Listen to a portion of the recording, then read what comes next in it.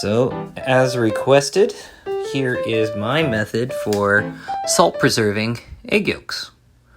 So I make a bed of salt in a pan, flat cooking pan, and I make indentions with a spoon.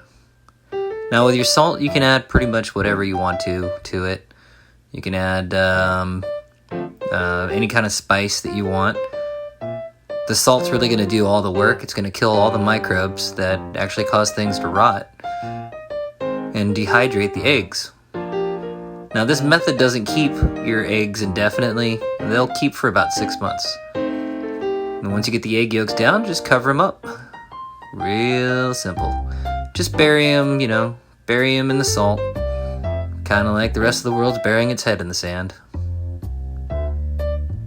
But it's super simple.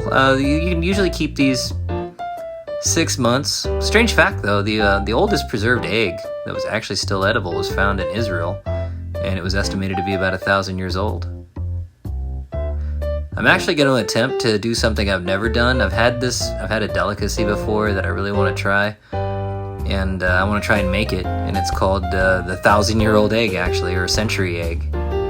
And it's done using wood ash and clay and lime, and rolling the shells in that so it preserves the entire egg. But once I'm done putting all these down and burying them with the salt, I freeze in a Ziploc bag the egg whites. Now the egg whites will keep indefinitely as long as your freezer's running. If you have a good deep freezer, once they're frozen, they're frozen.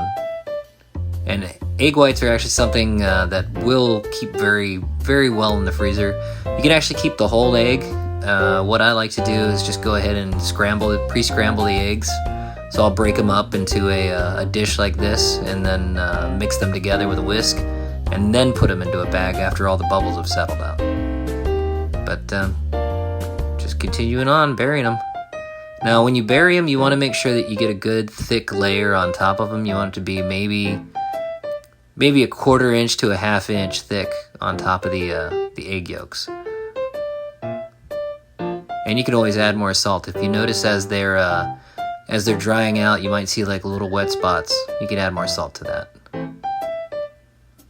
But that's pretty much it. They turn out like this. And before you use them, I usually rinse them off with some water, and then run them through a cheese grater. But that's it.